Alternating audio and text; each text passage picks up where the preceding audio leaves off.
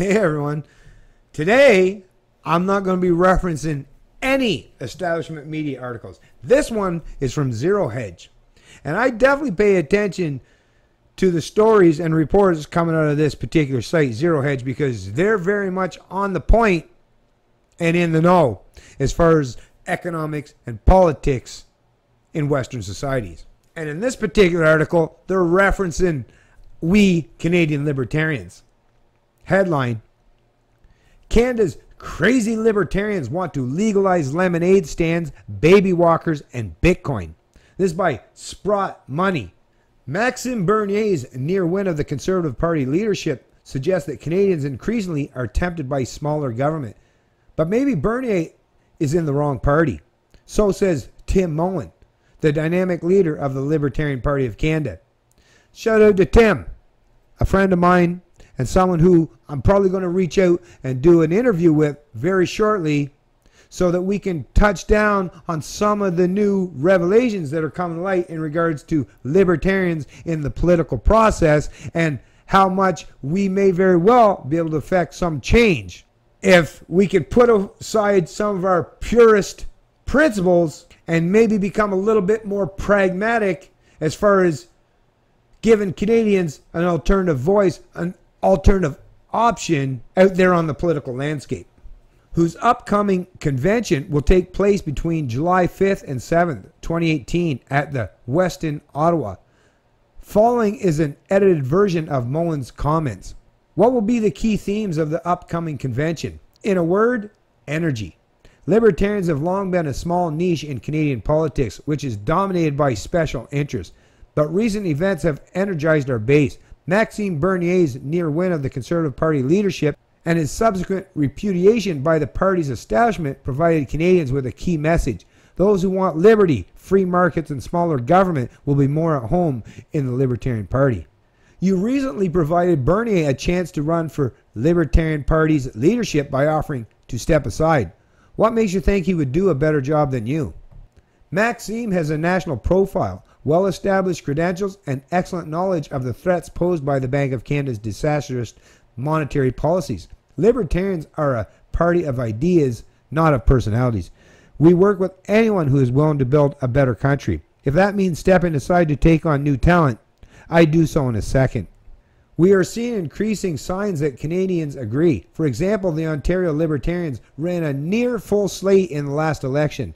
There is also considerable interest in our Ottawa event. Journalist Brian Lilly is scheduled to appear, as is Matt Buffin of the Institute for Liberal Studies. We also reached out to the Canadian Taxpayer Federation, the Canadian Federation of Independent Business, the Blockchain Association of Canada, even to the local Bitcoin community.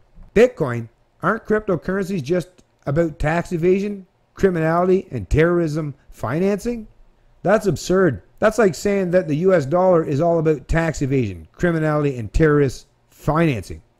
Any tool, ranging from a pencil to a bulldozer, can be used for good or bad. Cryptocurrencies add stability by making the financial system more diverse and thus more resilient. A libertarian government would legalize Bitcoin and all related cryptocurrencies. That would provide huge benefits because Canada's blockchain community is among the world's leaders. For example, gold-backed cryptocurrencies could one day form a key part of a more stable global payment system. What are the key issues on the minds of Canadians?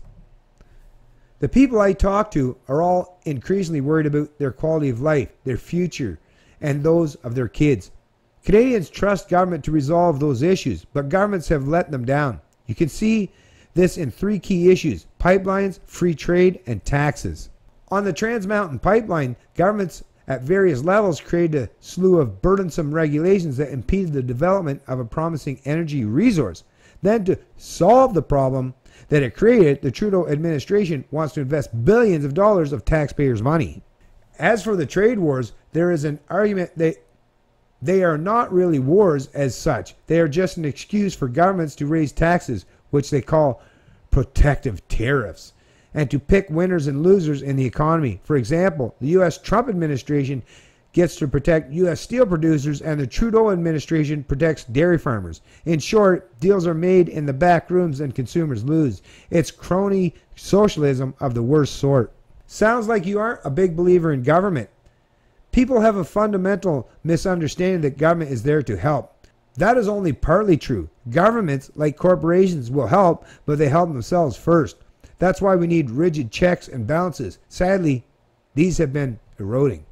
As a result, governments in Canada and around the world have been growing both in real terms and as a percentage of GDP. Governments get away with this through their control of the public education system, which over 12 years tells kids that governments can solve any problem. However, governments increasingly are the problem. We have all heard stories about dangerous baby walkers, bans on high diving boards, and kids' lemonade stands being shut down. These actions stifle innovation, creativity, and productivity. We change course on all these issues. You talked earlier about monetary policy. Is Canada on the right track? Canada gets a lot of credit for its strong financial system, but we need to be careful. Artificial low interest rates have been a disaster. They provide a huge disincentive to save and make it hard for pension plans to earn the funds they need to stay afloat. Worse, artificially low rates have encouraged Canadian government, businesses, and individuals to rack up nearly $6 trillion in debt. That works out to more than $160,000 per person, or $644,000 for each family of four. If interest rates had been set by the free markets, Canadians would have less debt, sounder pensions, and more savings. The recent sale of Canada's emergency gold reserves provided a key sign of the Trudeau government's increasingly recklessness with public finances. Canada is now the only G7 nation without any central bank gold holdings. You have had a highly visible term as Libertarian Party leader. Will you run again this year? While I'm keeping an eye open for a successor and would welcome Maxime Bernier into the party, my plan right now is to run again. It hasn't been easy. I quit a decent job and cashed in my retirement fund to be able to campaign in the last election. But that's far less than a lot of other libertarians have given up, many of whom made huge sacrifices to stand up for what they believe in. Canada's future is at stake, and we believe that it's worth it. So right now, we are all focused on 2019. So as you're hearing from Tim Moen, the leader of the Libertarian Party of Canada himself, he is the one man, as far as a leader of a political party in Canada, that is not looking to appease or cozy up to any particular special interest group. The Libertarian Party of Canada and Tim Moen are all about individual rights and freedoms, not just economically, but socially as well, for all Canadians. So I entice you, all you Canadians out there, start to look up what the Libertarian Party of Canada is all about. Look at what the principles they espouse. Look at what it means to be a libertarian, and you'll start to understand why I chose to become the Canadian Libertarian. As far as I'm concerned, politics is downstream of culture, and philosophy is what determines the culture of any society. And the Libertarian Party of Canada, well, libertarianism is the proper philosophy going forward. If we're going to have any semblance of individual rights and freedoms and the promotion of such for everybody in Canada, then Canadians need to start getting on board with libertarianism. You can go the political route, although someday you might even get sick of that political route. But like I say, it's much, much better than any of the alternative options out there on the political landscape. So head down that political route if you need be. If you're a kind of person that's all into politics and cares about political posturing and positioning, then the place to be, the place to reside, is in the Libertarian Party of Canada. And as long as you keep and maintain those very fundamental philosophical aspects and principles that are espoused by those who promote libertarianism, the non-aggression principle, right? Don't use preemptive force, violence, coercion, or theft towards other people. And self-ownership and private property. You own yourself and all that is produced and provided by your intellect and your labor. And that you're not a serf, subject, or slave to anybody, no man, no woman, no ruling class. Then you are perfectly malleable and adaptable to accepting what being a true, free human being is all about. I promote it. I espouse it.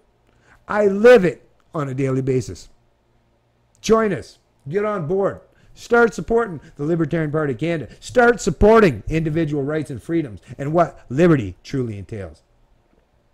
It's Canadian Libertarian, and I love liberty.